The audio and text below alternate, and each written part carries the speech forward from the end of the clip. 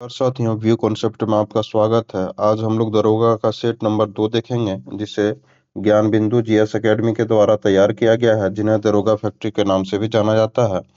तो हम लोग सेट नंबर 1 का प्रश्न संख्या 1 देखते हैं। कौन सी मृदा रबड़ कॉफी की फसल के लिए सबसे अच्छी मानी जाती है? तो हम लोग जानते हैं कि लेटेराइट मृदा सबसे अच्छी मानी जाती है रबड़ और कॉफी के फसल के लिए। इस मृदा में चाय, कहवा, कॉफी, मसाला, काजू या इत्यादि फसलें अच्छी होती है। अगला प्रश्न है, भारत का सबसे बड़ा कृत्रिम बंदरगाह है? तो सबसे बड़ा कृत्रिम बंदरगाह नाहवा सेवा बंदरगाह है, जो कि मुंबई में स्थित है। मुंबई बंदरगाह का दबाव कम करने के लिए इसे बनाया गया था। यह भारत का 12वां बंदरगाह है दोस्तों। वैसे देखा जाए तो भारत में कुल 13 बड़े बंदरगाह हैं दोस्तों, है ना। उनमें से सबसे जो है सो आधुनिक और कृत्रिम बंदरगाह है नहवा सेवा बंदरगाह, है ना। और सबसे पुराना बंदरगाह यदि देखा जाए तो हमारा चेन्नई है। तो यह था इसका ऑप्शन नंबर बी सही है। अगला प्रश्न है दोस्तों, नेलांग घाटी किस राज्य में स्थित है? तो नेलांग घाटी उत्तराखंड में स्थित है। यह उत्तराखंड के उत्तरकाशी जिले में स्थित अ, गंगोत्री नेशनल पार्क में स्थित है दोस्तों नेलांग घाटी। अगला प्रश्न है, पंचनद की एकमात्र ऐसी नदी जिसका प्रवाह केवल भारत में होता है? तो ब्यास नदी है जिसका प्रवाह केवल भारत में होता है। यह रोहतांग दर्रे के पास से ब्यास कुंड से निकलती है दोस्तों। रोहतांग दर्रा कहाँ है? हिमाचल प्रदेश में। अगला प्रश्न है, प्रश्न संख्या 5 में निम्नलिखित में से कौन सा युग्म सुमेलित नहीं है दोस्तों? तो कौन सा युग्म सुमेलित नहीं है? तो हम लोग देखते हैं कि शिव समुद्रम जलप्रपात कावेरी नदी पर स्थित है, यह सही है। गोकक जलप्रपात घाटप्रभा नदी पर, यह भी सही है। दुग्ध धारा जलप्रपात जलप्रपात मांडवी नदी पर है, यह दोस्तों गलत है। और कुचिकल जलप्रपात वाराही नदी पर है, यह भी सही है। तो दुग्ध धारा हमारा मांडवी नदी पर नहीं दोस्तों, नर्मदा नदी पर स्थित है दोस्तों, है ना। अगला प्रश्न है, वृहद हिमालय की प्रमुख चोटियों को ऊंचाई के अनुसार सही क्रम में दर्शाएं। तो सबसे ऊंची चोटी इसमें से मकालू है दोस्तों, उसके बाद धौलागिरी, उसके बाद नंगा पर्वत और उसके बाद अन्नपूर्णा। या तो ऑप्शन नंबर बी सही है।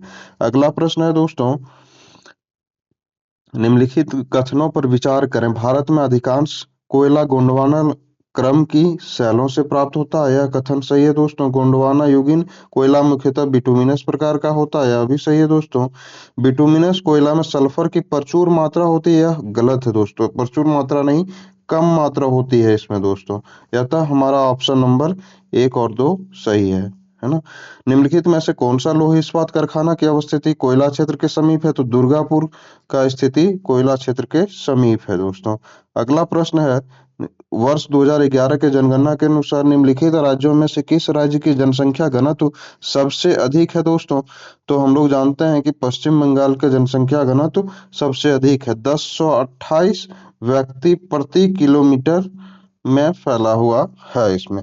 और वैसे हम लोग यदि देखा जाए तो सबसे अधिक देश में है बिहार राज्य का, 106 व्यक्ति प्रति किलोमीटर में निवास करते हैं दोस्तों, है ना। अगला प्रश्न है, सौर मंडल में सर्वाधिक पलायन वेग वाला ग्रह है? तो सर्वाधिक पलायन वेग वाला ग्रह है दोस्तों बृहस्पति। सबसे भारी ग्रह भी है दोस्तों। सूर्य से दूरी के क्रम में इसका क्रम 5वां है दोस्तों। निम्नलिखित में से कौन सा युग्म सुमेलित नहीं है दोस्तों? स्थानीय पवन और उसके संबंधित देश दिए गए हैं। तो हम लोग जानते हैं कि सामून अरब क्षेत्र में है, तो इसका सही उत्तर हम लोग देखने का प्रयास करेंगे। तो यह अरब क्षेत्र में नहीं है दोस्तों, यह ईरान में है। यह कहाँ पे है दोस्तों? ईरान में। यह था हमारा ऑप्शन नंबर ये सुमेलित नहीं है। सांता आना कैलिफोर्निया में है, हबू सूडान में है स्थानीय पवन, और बौरा स्थानीय पवन जो है सो इटली में चलता है दोस्तों, है ना। अगला प्रश्न है, निम्नलिखित देशों में से किससे होकर मकर वृत्त गुजरती है दोस्तों? तो मकर वृत्त गुजरती है तीन देश वैसे सॉरी 3 महादेशों से और 10 देशों से होकर गुजरती है दोस्तों। तो साउथ अमेरिका से होकर के गुजरती है दोस्तों, दक्षिणी अमेरिका, दूसरा अफ्रीका, और तीसरा ओशिनिया। ओशिनिया जिस पर ऑस्ट्रेलिया महाद्वीप स्थित है। यह था हमारा चिली, मोजाम्बिक और नामीबिया मकर वृत्त पर स्थित है दोस्तों। या तो हमारा ऑप्शन नंबर सी सही है, उरुग्वे स्थित नहीं है। अगला प्रश्न है दोस्तों, निम्नलिखित कथनों पर विचार करने के लिए कहा गया है। तो हमारा प्रश्न है, राष्ट्रीय आपात अनुच्छेद 356 के तहत जो है सो दिया गया है, तो यह गलत है दोस्तों। राष्ट्रपति राष्ट्रपति शासन अनुच्छेद 352 में है, यह भी गलत है दोस्तों। वित्तीय आपात 360 में दिया गया है, यह ऑप्शन सही है दोस्तों, यानी कि इसका आंसर केवल एक होगा। राष्ट्रीय आपात 356 में नहीं दोस्तों, 352 में है। और राष्ट्रपति शासन अनुच्छेद 352 में नहीं दोस्तों, 356 में है इसका उल्लेख। निम्नलिखित में से सॉरी, राज्य सभा में गण आपूर्ति के लिए कम से कम कितने सदस्यों की आवश्यकता होनी चाहिए? तो गण सदस्यों के लिए कम से कम 25 सदस्यों की आवश्यकता होनी चाहिए राज्यसभा में दोस्तों। और हम लोग लोकसभा में यदि देखेंगे दोस्तों, तो 55 सदस्यों की आवश्यकता होनी चाहिए और राज्यसभा में 25। अगला प्रश्न है, निम्न में से किसे पहला चैम्बर या चर्चित सभा के नाम से जाना जाता है दोस्तों? तो लोकसभा को चर्चित सभा के नाम से जाना जाता है। अगला प्रश्न है दोस्तों, भारत के मुख्य चुनाव आयुक्त को नियुक्त किया जाता है, तो किसके द्वारा नियुक्त किया जाता है दोस्तों? तो राष्ट्रपति के द्वारा। निंदा प्रस्ताव लाया जाता है, कहाँ पे लाया जाता है दोस्तों निंदा प्रस्ताव? तो हम लोग जानते हैं कि निंदा प्रस्ताव को लाया जाता है केवल लोकसभा में। अगला प्रश्न है दोस्तों, संविधान के किस अनुच्छेद के तहत विधानसभा का विघटन करने की शक्ति राज्यपाल को दी गई है दोस्तों? तो अनुच्छेद 174(2) के तहत विघटन की शक्ति राज्यपाल को दी गई है। निम्नलिखित में से लोकसभा अध्यक्ष को पद की शपथ कौन दिलाता है? तो हम लोग जानते हैं कि लोकसभा का अध्यक्ष शपथ नहीं लेता दोस्तों, अतः उसका शपथ होता ही नहीं है। अगला हम लोग देखते हैं प्रश्न दोस्तों। अगला प्रश्न है, प्रारूप समिति के द्वारा कुल 141 बैठक कितने माह के अंदर की गई थी? तो हम लोग जानते हैं कि 6 माह के अंदर की गई थी दोस्तों। BN राव के द्वारा संविधान का प्रारूप तैयार किया गया था और प्रारूप समिति का अध्यक्षता डॉक्टर भीमराव अंबेडकर ने किया था, है ना। अगला प्रश्न है, मूल अधिकारों का प्रारूप किसने तैयार किया था? तो मूल अधिकारों का प्रारूप जवाहरलाल नेहरू ने तैयार किया था, ऑप्शन नंबर सी। निम्न में से कौन सी युक्ति सूचना संकेत को समतुल्य विद्युतीय संकेत को परिवर्तित करती है? तो ट्रांसड्यूसर परिवर्तित करती है दोस्तों ऊर्जा को एक रूप से दूसरे रूप में, है ना। अगला प्रश्न है दोस्तों, फ़ारेनहाइट तापमान पर 200 फ़ारेनहाइट है, इसका मान सेल्सियस में कैसे निकालते हैं? तो हम लोग इसका फॉर्मूला पिछले भी वीडियो में बताए थे दोस्तों। इसका एक फॉर्मूला है, हम लोग जानते हैं कि C/5 = F-32/9। इस पे हम लोग C के जगह पे सेल्सियस और F के जगह पे फ़ारेनहाइट मान पुट करके हम लोग सेल्सियस और फ़ारेनहाइट का मान निकाल सकते हैं दोस्तों। तो इसका सही आंसर है दोस्तों 93.3 डिग्री सेल्सियस। एक मंदिर में 100 वाट क्षमता वाले 5 बल्ब लगातार 20 घंटे तक जलाए जाते हैं, तो संपूर्ण विद्युत की खर्च कितनी होगी? तो हम लोग विद्युत का खर्च यूनिट में आता है दोस्तों, और हम लोग किलोवाट पर घंटा में इसको कैलकुलेट करते हैं। तो हम लोग जानते हैं दोस्तों कि वाट जितना रहेगा और उतना आवर हम लोग गुना करते हैं और 1000 से उसको भाग देने पर हमारा क्या निकलता है? यूनिट निकलता है दोस्तों। तो इसका सही आंसर होगा 10 यूनिट। अगला प्रश्न है दोस्तों, निम्नलिखित में से कौन सा सुमेलित नहीं है? तो टैकोमीटर दाबांतर से संबंधित है, टैकोमीटर का संबंध दाबांतर से है, या सुमेलित नहीं है दोस्तों। अमीटर का संबंध विद्युत धारा से है, सही है। पायरोमीटर का संबंध उच्च ताप से है। एनीमोमीटर का संबंध वायु की चाल को मापने में किया जाता है, यह भी सही है दोस्तों। टैकोमीटर का संबंध दाबांतर में नहीं दोस्तों, इसका उपयोग हम लोग घूर्णन गति में करते हैं, घूर्णन गति को मापने के लिए इसका उपयोग करते हैं दोस्तों। अगला प्रश्न है, पसीने का उपयोग शरीर का ताप नियंत्रण रखने में किया जाता है दोस्तों। हवाई जहाज के ब्लैक बॉक्स का रंग कैसा होता है दोस्तों? ब्लैक बॉक्स का रंग नारंगी होता है। दुर्घटना होने पर यही ब्लैक बॉक्स को चेक किया जाता है दोस्तों, है ना। अगला प्रश्न है, निम्नलिखित में से कौन सा कथन सत्य है? तो सत्य कथनों पर हमें विचार करना है दोस्तों। प्रकाश का वेग सबसे अधिक होता है, ध्वनि का वेग सबसे अधिक होता है, आकाशीय पिंडों का वेग सबसे अधिक होता है, रॉकेट का वेग सबसे अधिक होता है। तो हम लोग जानते हैं दोस्तों प्रकाश का वेग हमेशा सबसे अधिक होता है। और प्रकाश के वेग की गणना सबसे पहले किसने की थी? तो रोमर ने की थी दोस्तों। किसने की थी? रोमर ने, है ना। अगला प्रश्न है, वैसी कौन सी प्रक्रिया है जिसमें गैस सीधे ठोस में परिवर्तित हो जाती है? तो उसे हम डिपोजिशन कहते हैं। यह जस्ट अपोजिट होता है सब्लिमेशन के दोस्तों। डिपोजिशन का मतलब होता है दोस्तों निक्षेपण, इसे कहते हैं हम निक्षेपण, है ना। अगला प्रश्न है दोस्तों, विद्युत अपघटन में कैथोड पर कौन सी क्रिया होती है दोस्तों? तो हम लोग जानते हैं कि ऑक्सीकरण की क्रिया होती है। और न्यूलैंड के अष्टक नियम में तत्वों को किस क्रम में व्यवस्थित किया गया है? तो हम लोग जानते हैं कि परमाणु भार के बढ़ते क्रम में व्यवस्थित किया गया है दोस्तों। अगला प्रश्न है, सजातीय श्रेणी के लिए निम्न में से कौन सा युग्म सही है? तो सजातीय श्रेणी के लिए कौन सा युग्म सही है दोस्तों? तो ऑप्शन नंबर सी हम लोग का सही आंसर है।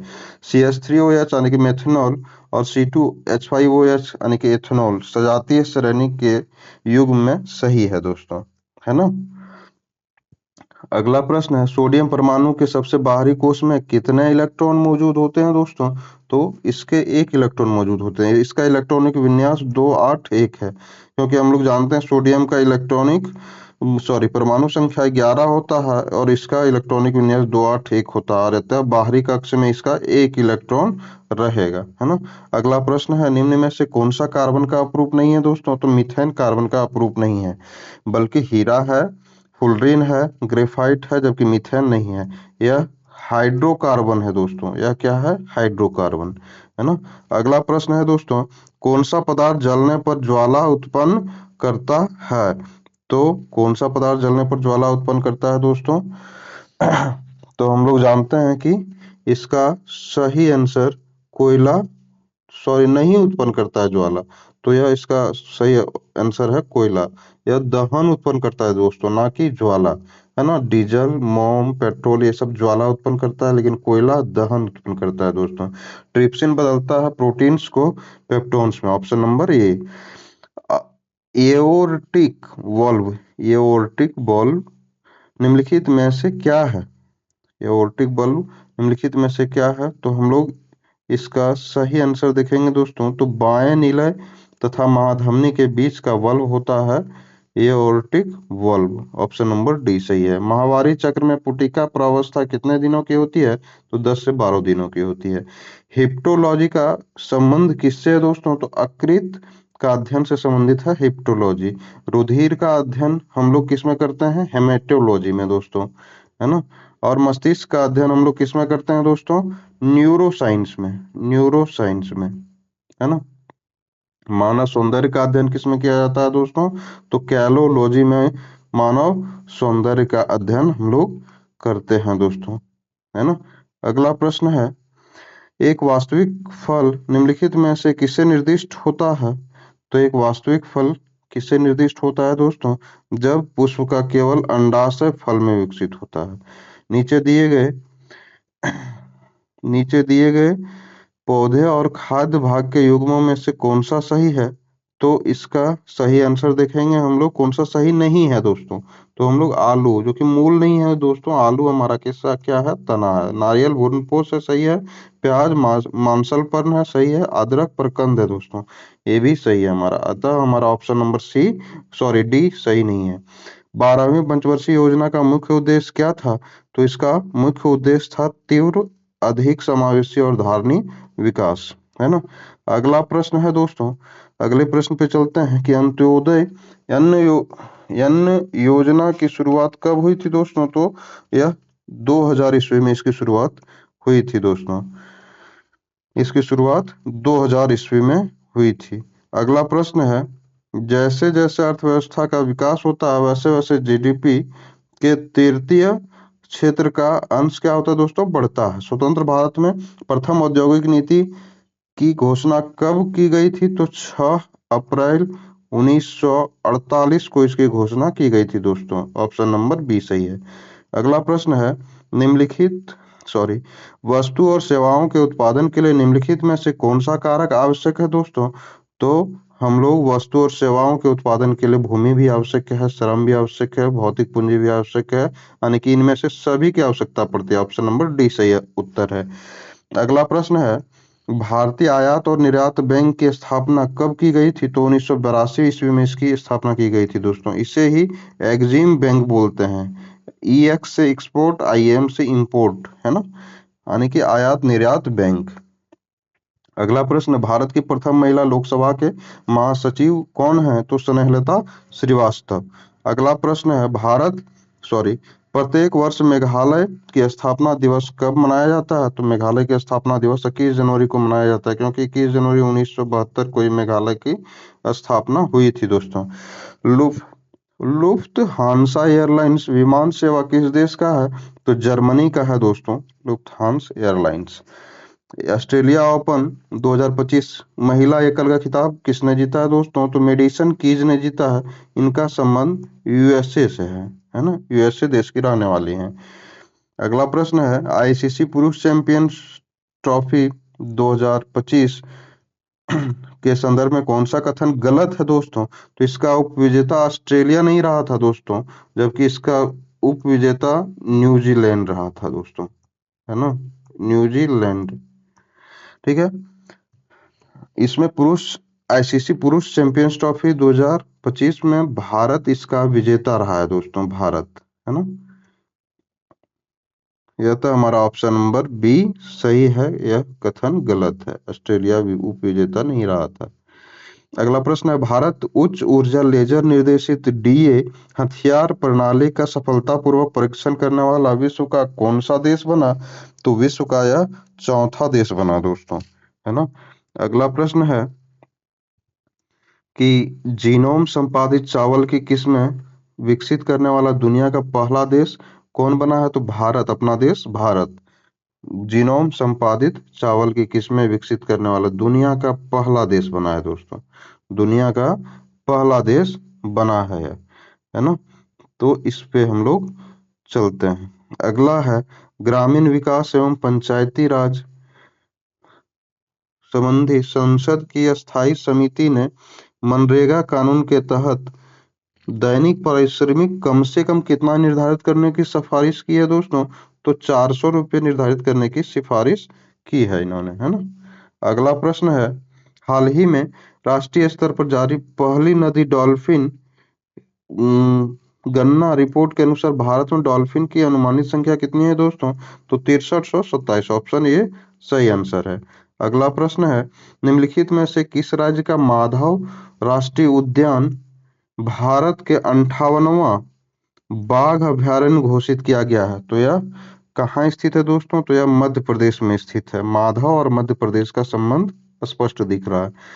हाल ही में भारत के किस मंदिर को स्वॉर्ड ऑफ ऑनर से सम्मानित किया गया है दोस्तों?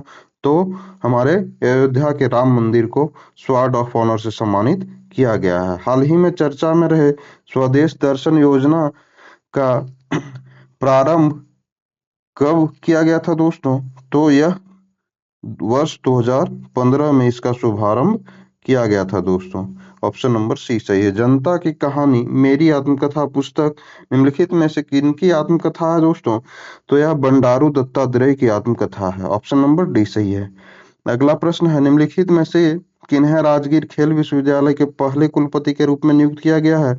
तो हम लोग जानते हैं कि शिशिर सिन्हा को इनके पहले राजगीर खेल विश्वविद्यालय के पहले कुलपति के रूप में नियुक्त किया गया है। अगला प्रश्न है, हाल ही में उत्तराखंड उच्च न्यायालय की पहली महिला मुख्य न्यायाधीश किसे नियुक्त किया गया है? तो हम लोग रितु बाहरी को नियुक्त किया गया है उत्तराखंड उच्च न्यायालय की पहली महिला मुख्य न्यायाधीश। तो हम लोग रितु बाहरी को रितु बिहारी से कंपेयर करेंगे तो तुरंत याद रहेगा दोस्तों, है ना।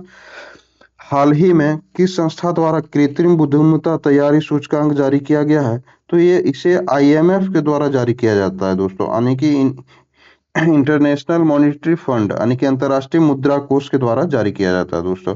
इसमें भारत का रैंक देखा जाए दोस्तों तो 72वां है और पहला स्थान सिंगापुर का है दोस्तों। किनका है पहला स्थान? सिंगापुर का है दोस्तों। अगला प्रश्न है, हाल ही में एक देश एक धड़कन पहल की शुरुआत निम्नलिखित में से किसके द्वारा की गई है दोस्तों? तो हम लोग संस्कृति मंत्रालय के द्वारा इसकी पहल की गई है। निम्नलिखित में से किस देश के साथ भारत मेरकोस्योर व्यापार समझौता को विस्तार देने की घोषणा की गई है दोस्तों? तो यह अर्जेंटीना के साथ की गई है। अगला प्रश्न है, हाल ही में त्रिनाद और टोबैगो भारतीय मजदूर के वहां पहुंचने की कौन सी वर्षगांठ मनाई गई है? तो 180वीं वर्षगांठ मनाई गई है। हाल ही में तेलंगाना सरकार द्वारा महिला शिक्षक दिवस किस तिथि को मनाने की घोषणा की गई है? तो 3 जनवरी को मनाने की घोषणा की गई है दोस्तों। हाल ही में मई 2025 में केंद्रीय आयुर्वेदिक विज्ञान अनुसंधान परिषद ने किन आयुर्वेदिक पांडुलिपियों को पुनर्जीवित किया है दोस्तों? तो इसमें से दो पांडुलिपियों को पुनर्जीवित किया गया है।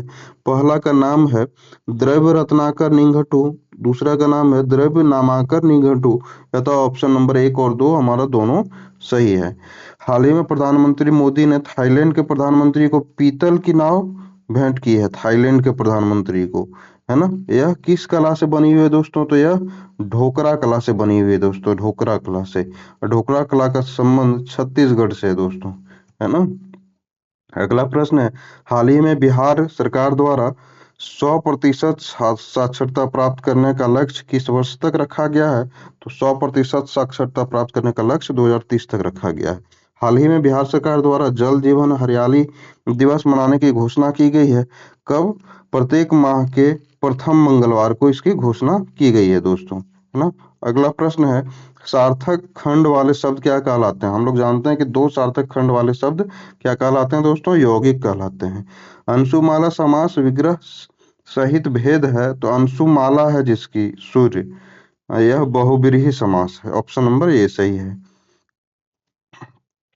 अगला प्रश्न है, डैश बदलते रहना। तो हम लोग जानते हैं कि करवटें बदलते रहना एक मुहावरा है जिसका अर्थ होता है कि स्थिर ना रहना दोस्तों, है ना। अगला प्रश्न है, sorry, he said to me you have been a great help to me. इसको हम लोग किस में बदलना है दोस्तों? डायरेक्ट स्पीच को इनडायरेक्ट स्पीच में बदलना है। तो इसका सही आंसर होगा, he said to me that I had a great help to him। या तो ऑप्शन नंबर ये सही है दोस्तों। अगला प्रश्न है, translate the sentence into English. दबे पांव चलो, तो walk on the tip toes, इसको हम लोग बोलते हैं हिंदी में दबे पांव चलो। अगला प्रश्न है दोस्तों, change the sentence into passive voice. Somebody must have taken my book. तो इसका सही आंसर होगा दोस्तों, my book must have been taken by somebody. Option number C सही है। अगला प्रश्न है, सूची 1 और 2 को सुमेलित करना है दोस्तों। तो राजा और इसके प्रजा को, इसके राज्य को संबंधित करना है दोस्तों। जैसे प्रोदत्त कहाँ के राजा थे? तो प्रोदत्त अवंती के राजा थे दोस्तों। प्रोदत्त का संबंध अवंती राज्य से था। तो यह था, प्रोदत्त का संबंध अवंती राज्य से था। उदयन का संबंध वत्स राज्य से था दोस्तों। प्रसन्नजीत राजे का संबंध कौशल राज्य से था और अजात शत्रु राजा का संबंध मगध राज्य से था दोस्तों। यह था हमारा ऑप्शन नंबर सी सही जाएगा। अगला प्रश्न है, वैदिक देवता इंद्र के विषय में निम्नलिखित में से कथनों पर विचार करें और तथा नीचे दिए गए कूट से सही उत्तर चुनिए। तो इंद्र देवता को झंझावात का देवता भी कहा जाता था और वर्षा का देवता भी कहा जाता था दोस्तों। यह तो हमारा ऑप्शन नंबर 1 और 4 दोनों सही हैं। अगला प्रश्न है, मोडो लिपि का प्रयोग किनके लेखों में किया जाता था? तो मराठों के लेख में इसका प्रयोग मोडो लिपि का किया जाता था दोस्तों। मराठों के लेख में,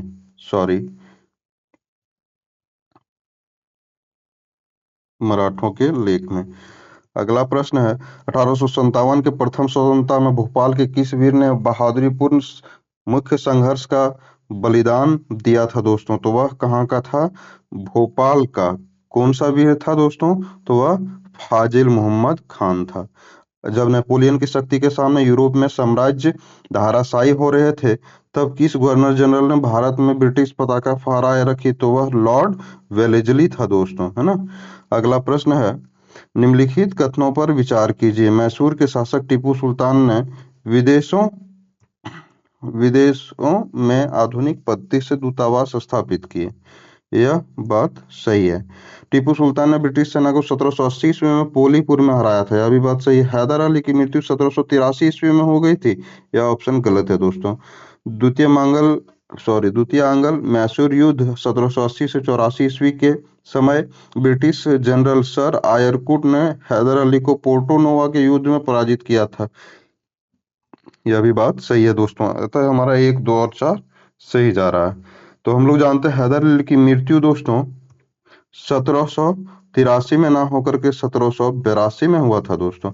यह द्वितीय आंग्ल मैसूर युद्ध के दौरान मारा गया था दोस्तों, है ना। अगला प्रश्न है, जवाहरलाल नेहरू ने किस वार्षिक अधिवेशन में समाजवाद को भारत की समस्याओं को हल करने की कुंजी बताया था दोस्तों? तो लखनऊ अधिवेशन को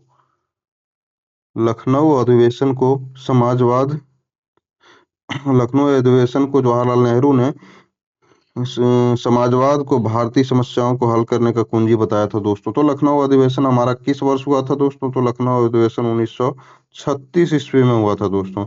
कब हुआ था दोस्तों? तो 1936 ईस्वी में लखनऊ अधिवेशन हुआ था। अगला प्रश्न, कांग्रेसी नेताओं द्वारा मोंटेग्यू चेम्सफोर्ड रिपोर्ट की निंदा करने पर कई नरमपंथियों ने पार्टी को छोड़कर निम्न में से कौन सी पार्टी का गठन किया था दोस्तों? तो ऑप्शन नंबर डी सही है। इंडियन लिबरल फाउंडेशन का गठन किया था दोस्तों 1919 ईस्वी में। इसका लिबरल फाउंडेशन पार्टी का गठन हुआ था दोस्तों। इसका नेतृत्व करता सुरेंद्रनाथ बनर्जी थे दोस्तों। सुरेंद्रनाथ बनर्जी थे दोस्तों। अगला प्रश्न है, निम्न में से कौन सी प्रार्थना समाज की मांग थी दोस्तों? तो अस्पृश्यता को समाप्त करना था दोस्तों, विधवा पुनर्विवाह को भी समाप्त करना था और स्त्री शिक्षा को बढ़ावा देना था दोस्तों। यह तो हमारा ऑप्शन नंबर डी सही है। निम्न में से कौन सा देश त्रिदेशी संधि का सदस्य नहीं है? तो त्रिदेशी संधि का सदस्य नहीं है दोस्तों, तो यह इटली नहीं है दोस्तों, है ना। बाकी रूस, फ्रांस और इंग्लैंड है दोस्तों। त्रिदेशी संधि 1907 ईस्वी में हुआ था दोस्तों, है ना। इसको भी याद रखना। गुलाबों का युद्ध कहाँ हुआ था दोस्तों? तो गुलाबों का युद्ध इंग्लैंड में हुआ था। कब हुआ था दोस्तों? तो 1455 ईस्वी से 1485 ईस्वी तक इसका युद्ध हुआ था दोस्तों, है ना। अगला प्रश्न पे चलते हैं। बोस्टन की चाय पार्टी का घटना का संबंध किससे है? तो इसका संबंध अमेरिकी क्रांति से है दोस्तों। हम लोग जानते हैं कि इसका बोस्टन चाय पार्टी कब हुई थी दोस्तों?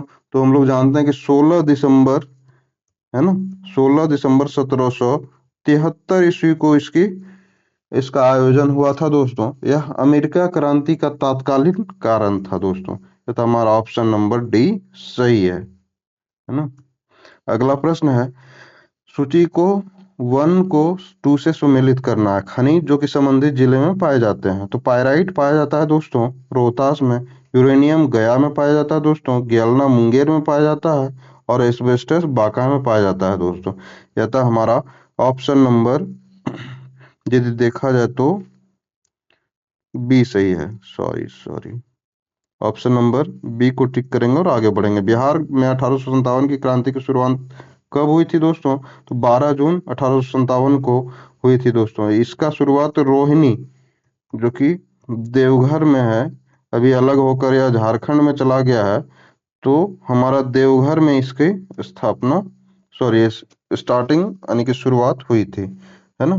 अगला प्रश्न है दोस्तों, बिहार के उस क्रांतिकारी का नाम बताइए जिसने सितंबर 1928 ईस्वी में हिंदुस्तान सोशलिस्ट रिपब्लिकन आर्मी की बैठक में भाग लिया था दोस्तों। तो फणींद्रनाथ घोष ने भाग लिया था। अगला प्रश्न गणित का है दोस्तों। तो हम लोग गणित को भी यदि आप लोग बोलेंगे तो उसको भी ध्यान देते चलेंगे दोस्तों। हालांकि ज्यादा प्रश्न गणित के नहीं आते हैं, फिर भी हम लोग ध्यान देंगे। और हमारे वीडियो को देखने के लिए आप सभी का धन्यवाद दोस्तों, तहे दिल से शुक्रिया। और वीडियो में किसी भी प्रकार की सुधार की आवश्यकता हो तो आप हमें जरूर कमेंट करें। आप इसके लिए सादर आमंत्रित हैं। धन्यवाद।